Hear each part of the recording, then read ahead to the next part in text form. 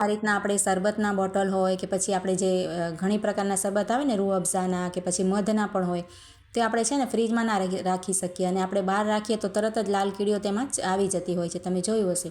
તો તેના માટે તમને એક સરસ આઈડિયા બતાવું છું. તમારે ગોળ હશે કે કોઈ પણ મીઠી વસ્તુ, મધ હોય કે કોઈ પણ વસ્તુ રાખવી હોય ને તો તમારે શું કરવાનું, આ રીતે આપણે જે વિનેગર આવે છે ને વ્હાઈટ વિનેગર તે આપણે લઈ લેવાનું અને ત્યાર પછી આ રીતે કોઈ પણ રૂ છે ને નાનકડું એ આપણે લઈ લેવાનું અને તેને વિનેગરથી આપણે છે ને ભીનું કરી લેવાનું. જો આ રીતે થોડુંક રૂમાં વિનેગર લગાવી લેવાનું. તમારે રૂ ના હોય તો તમે કોઈ નાનકડો કાપડનો કટકો પણ લઈ શકો અને ત્યાર પછી આપણે જે બોટલ હોય કે પછી ડબ્બો હોય ગોળનો તેમાં આ રીતે આપણે તેને સરસ આ રીતે પોતાની જેમ આ રીતે ફેરવી લેવાનું. જુઓ આ રીતે આપણે લૂછતા હોઈએ ને એ રીતે ઢાંકણ ઉપર અને તેની કોર ઉપર તમે કરી લેશો ને આ રીતે તો તમારે ક્યારે પણ આ રીતે મીઠી વસ્તુ પર કીડીઓ નહીં આવે.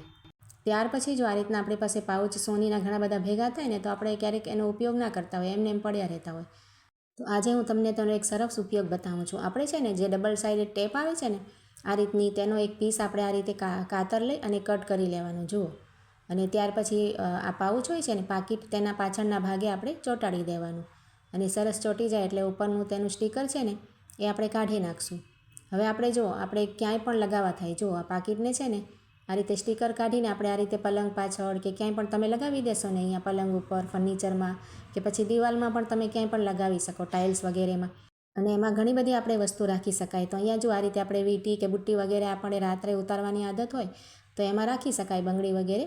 તો આપણને ખોવાની પણ બીક ના રહે ને એક જ જગ્યાએ આપણે સવારે મળી પણ જશે.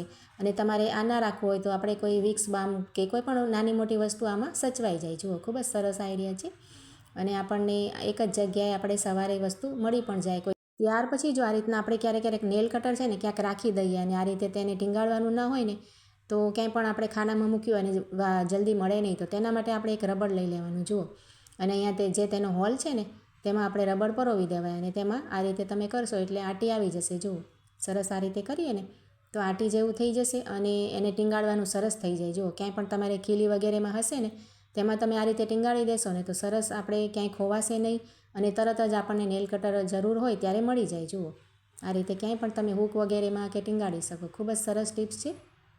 ત્યાર પછી જો આ રીતના આપણે નાની મોટી ઘણી બધી કાતર છે ને ઘરમાં રાખતા હોઈએ તો ક્યારેક શું થાય કે આપણે આ રીતે એમને એમ રાખીએ ને ખાના વગેરેમાં તો આ રીતે વાગવાની બીક રહે. જુઓ તેની ધાર છે ને તે ખૂંચી જાય. આપણે બાળકો નાના હોય ત્યારે તો આ રીતે રખાય જ નહીં. તો જો આ રીતના આપણે પેનના ઢાંકણ હોય છે ને, ખાલી પેનના ઢાંકણ થાય તો આપણે કંઈ ઉપયોગમાં ના લેતા હોઈએ તો તેને આપણે લઈ લેવાનું અને તેની છે ને આ રીતે પરોવી દેવાનું. જુઓ તેની ધાર હોય ને કાતરની કોઈ પણ નાની મોટી તમે આ રીતે કરી શકો. જુઓ ખૂબ જ સરસ રીતે તમે ક્યાંય પણ ડ્રોવર વગેરેમાં, ખાના વગેરેમાં રાખો અને કદાચ નાના બાળકો કદાચ હાથ લગાવી લેશે ને તો પણ આને વાગવાની બીક નહીં રહેશે.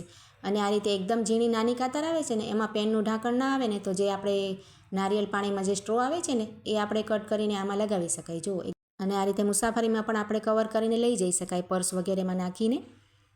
ત્યાર પછી જો આ રીતના આપણે સફરજન કટ કરતા હોઈએ ને તો ક્યારેક શું થાય કે તેમાં જે બીજ હોય છે ને વચલો ભાગ તેનો રહી જાય.